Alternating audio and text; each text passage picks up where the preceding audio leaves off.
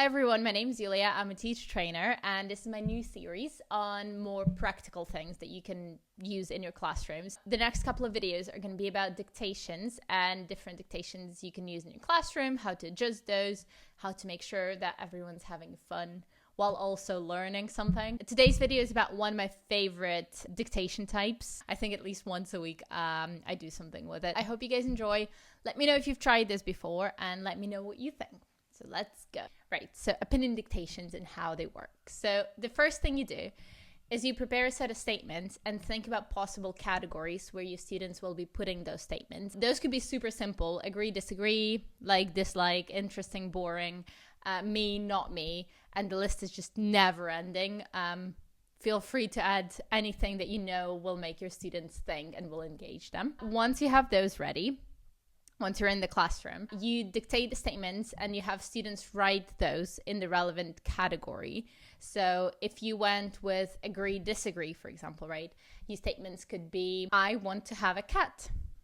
If they agree, that's where they write the statement. If they disagree, it goes in that category. Super simple. Once they have their statements on paper, a super quick feedback on language stage where you just show them the sentences and they make sure that their spelling is right, that they didn't miss any words, that they got all the sentences and all that. So just to check the technical side of things, make sure that they have everything they have to have at this point. Once you've done that, you put them in pairs and they discuss the statements and they compare their answers, and then you can set any task at this point. So it could be a find someone who, it could be a share your answers with your partner and tick the same ones that you got.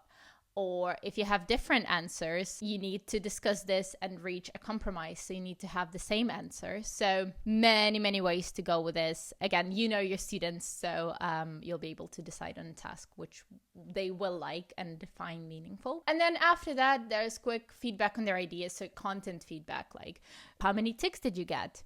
Did you find somebody who has all the same answers as you do? That kind of thing. And then they share. And then after it, you could use it for another activity. So this could be your lead-in. This could be your text for a text-based presentations. Many ways to go with this. And your handout where you make students write could look something like this. Obviously, you could have all the different categories depending on where you want to go with this. The good thing about it is that there are many ways to adjust the activity. So here's some ideas. If you've got a lower level group, you can do this with just words and phrases and not full sentences, and it will make it achievable and doable for the students, but still an interesting activity for them. For high levels, you could think of some more interesting categories, so not just agree, disagree, but something a bit more challenging, something that makes them think a bit more. And obviously your statements could be a bit more complex in terms of language that you use there. For YLs, you can also do this with kids. Anything that will make it more engaging. So for example, they could be writing, instead of paper, they could be writing on mini whiteboards, and then you could have short content feedback after each statement. So like, where did you put this one? Or do you guys agree or disagree? Or, oh, raise your hand if you put it in this category. So just something quick to avoid having them write for like 10 minutes nonstop, just to shake them up a little bit, but not too much because we don't want to lose control. And then just make it relevant. When you think about the statements, make sure that your students will have an opinion on things. When you have those categories, make sure that your students will feel comfortable discussing those. And just, you know them best. Nobody knows them better than you do. Make sure that they'll find it fun and that they will like it.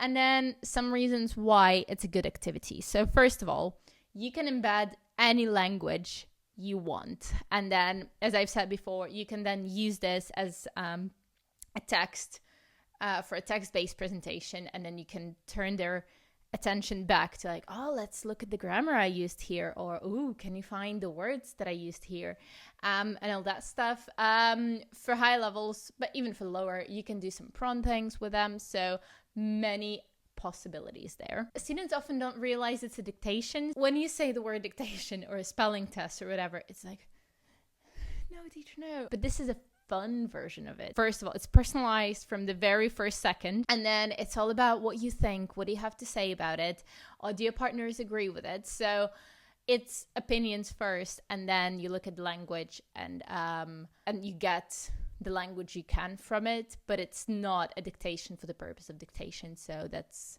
makes it a bit more engaging. And it's easy to design a pair work activity. So once they have their statements in their relevant categories, you can do whatever. As I've said, you can do your find someone who, you can make them work in pairs and persuade each other, and they have to change their opinion. They could just tick the ones where their partners agreed with them.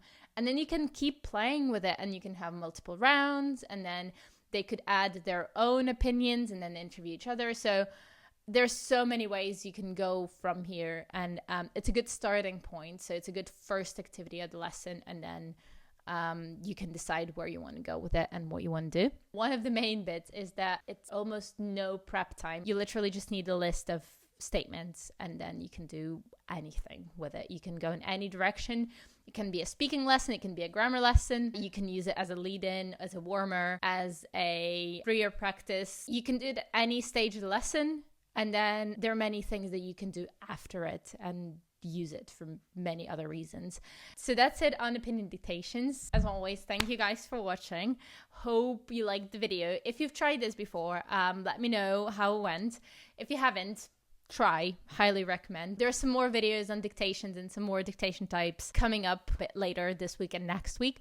And if you know about a great dictation activity that you use with your groups all the time or with your students all the time, and you think that people should know about it, let us know.